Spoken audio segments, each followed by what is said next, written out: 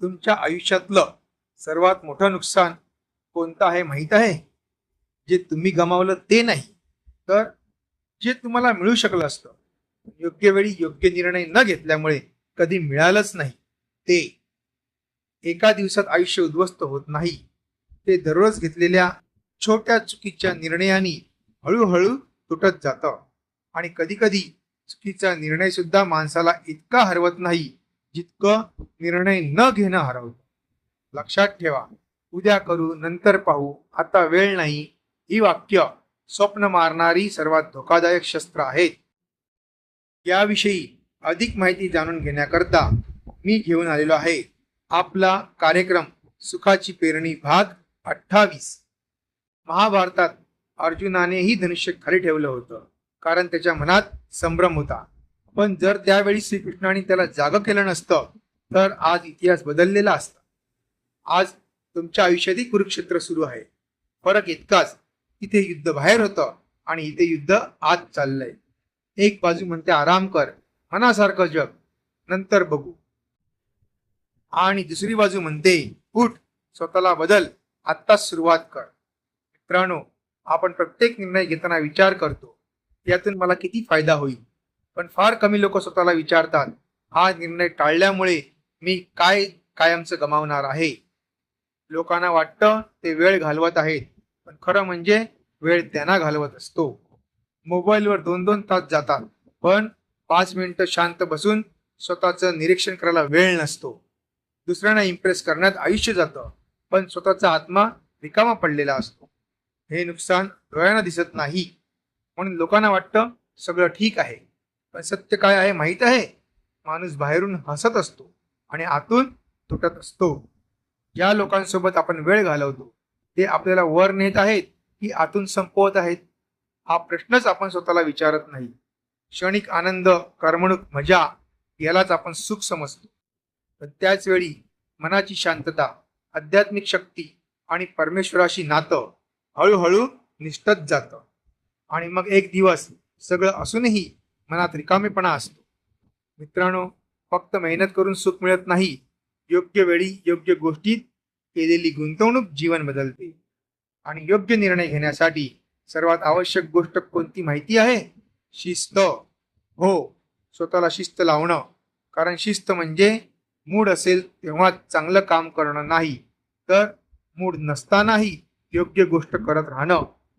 एक छोटीशी चांगली सवय पूर्ण आयुष्य बदलू शकते. हे समजण्यासाठी एक छोटी पण डोळे उघडणारी गोष्ट ऐका. एक शेतकरी होता.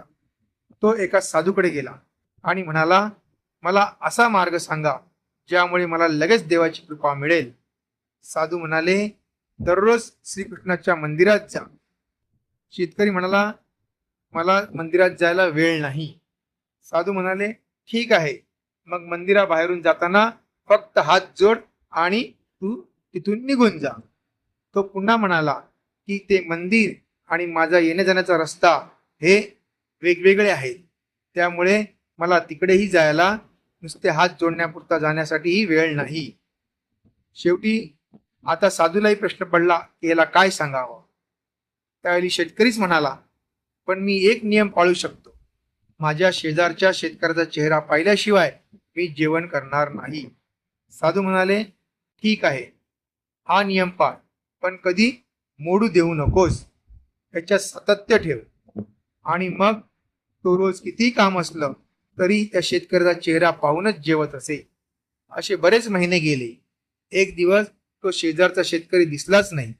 त्याला कडकडून भूक लागली होती, पण नियम मोडायचा नव्हता.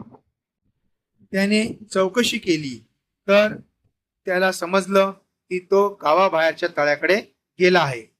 मग तो त्याला शोधत शोधत गावाबाहेरच्या तळ्याकडे गेला आणि तिथे पाहतो तर काय, तो शेतकरी जमिनीतून सोनं काढत होता. पण पहिल्या शेतकऱ्याचं लक्ष सोन्याकडे नव्हतंच. त्याला फक्त त्याचा नियम पाळायचा होता आणि त्याचा चेहरा पाहून जेवण करायचं होतं. त्याने त्याचा चेहरा पाहिला आणि जोरात ओरडला, मी पाहिलं, मी पाहिलं, आणि गावाकडे पळत सुटला.